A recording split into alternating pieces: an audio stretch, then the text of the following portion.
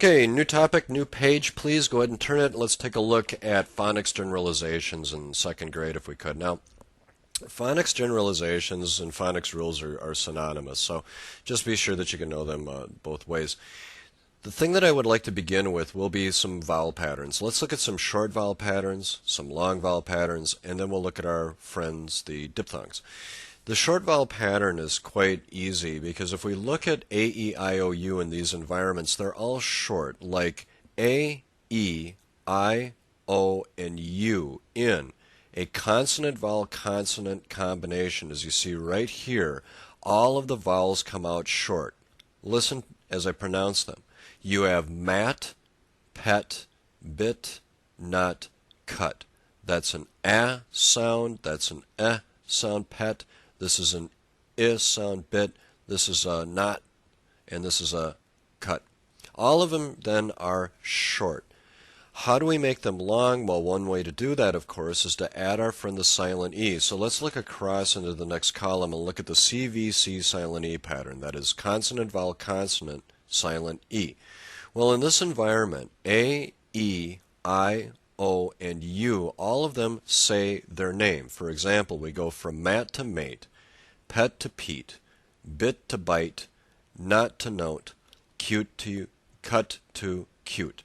And we accomplish that by adding a silent E to the word as you know. Now understand that this was a conscious rule. Somebody in the, let's say, 1500s sat in a chair and decided that readers would know to pronounce these vowels long if they saw a silent E. So the rule didn't just drop out of the sky. Someone had to sit down and create it. Now, I want you to remember that there are rule breakers. For example, love and done should be pronounced love and don, but they're not. We can put little stars by them if you would like. And the reason for that is sound change. That they used to be pronounced love and don, but the problem is that English is an evolving language, and sometimes the spelling rules do not keep up, nor do they reflect current pronunciations, and that's where you get exceptions to rules from, sound changes and rules that no longer represent what the sound pronunciations used to be.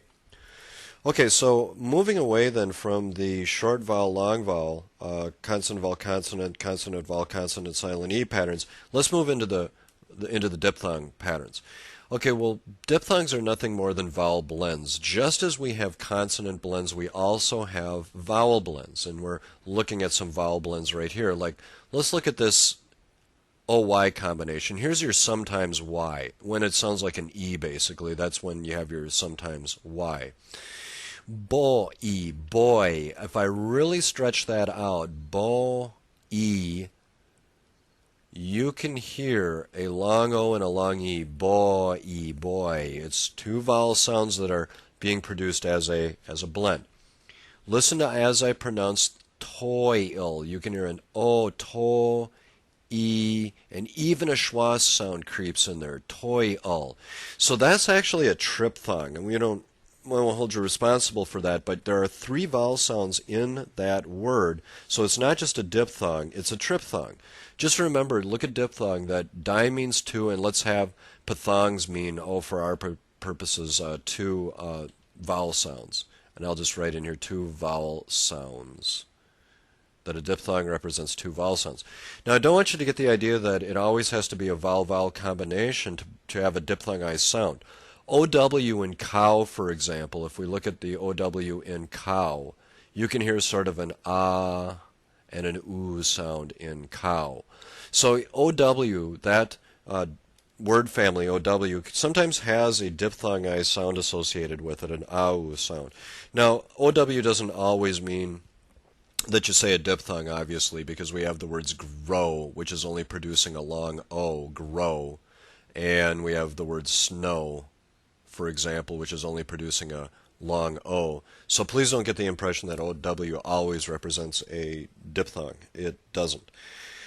Okay, well, let's go to some other short vowel patterns that are really easy. It just seems that whenever we surround a vowel with consonants in the words like drop and block, they're going to come out short. That just seems to be a feature of English. Other long vowel patterns are the vowel-vowel digraphs. Well, as we have vowel blends and these diphthongs that I'm highlighting in sort of blue-black up here at the top of your screen, we also have vowel-vowel digraphs. Like take a look at each and paint. Now, you must have heard the refrain by now that when two vowels are walking, the first one is talking. Well, that's what's happening right here. We have the E in each and the A in paint. So usually the first one can be considered long when you pronounce the vowel-vowel combination. The problem, of course, is that we're talking about English, and bread and head are rule breakers because this should be pronounced breed with a long E, it's not, and head should be heed with a long E, and it's not, so we certainly have exceptions to rules. But just be aware that just as we have vowel blends, we also have vowel digraphs where only one sound is heard. Okay, our control, well, it just happens that when we have the R ending a word or a syllable, it's hard to hear sometimes what the vowel is. Like car could be written K-R, K-R.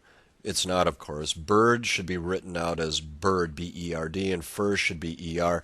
So the point is that there are many different ways to represent that sound or that R sound, and so it can be difficult for a child to know how to spell a word or decode a word if they run into these R control words with an overpowering R. Some other rules to know include the following. We have hard and soft C, we have hard and soft G, and we have some short vowels. Let's take a look at simply hard and soft C first. Okay, well in this column, cat and caught, we're hearing a K sound, and that's because, again, a rule was worked out that when C was followed by A or O, it would come out hard, and with city and cycle, it would be pronounced with a sound followed by I or Y. Cereal is another one that you can throw on the list if you would like for a short vowel word, and there's, or excuse me, with a soft C word, and there are others, but this will suffice for the presentation. Hard and soft G, game, got, here we're getting a G sound because when G is followed by A or O, it's hard. And in this case, the J sound, we're getting a J sound because it's followed by Y or silent E. So it really depends on sometimes what the vowel following the consonant is to tell you how to pronounce the particular consonant that's in front of you. Short vowels, well, you know that you've got to double consonants when adding ing to certain words, and other times you don't, but there's a particular rule associated with that. Let's look at hop and let's look at hope. You may have already taught this rule or been taught this rule, and the teacher probably told you that when it ends in a vowel and a consonant, you double. When it ends in a consonant and a silent E, you just drop the silent E. That says silent right here, and add ing. But there's more of a deliberate reasoning behind this, and I'm going to show you what that is right now. If we write down hopping, H-O-P-P-I-N-G, and we write down hoping, H-O-P-I-N-G, the reason you double consonants is to tell a reader to pronounce that vowel short. It's not just because it ends in vowel consonant. If you want to keep that thing short, then you've got to double the consonants. If you don't double the consonants, then what you're telling the reader to do is to pronounce it long. So these rules, again, were conscious and deliberate attempts to give instructions to a reader for how to pronounce a word. So hopping is hopping because of the double consonants in the short vowel. Hoping is long because of the single consonant in following that O and telling the reader to pronounce it long. Okay, well, these certainly are not all of the phonics rules that exist in the English language, but there certainly are enough to get you started.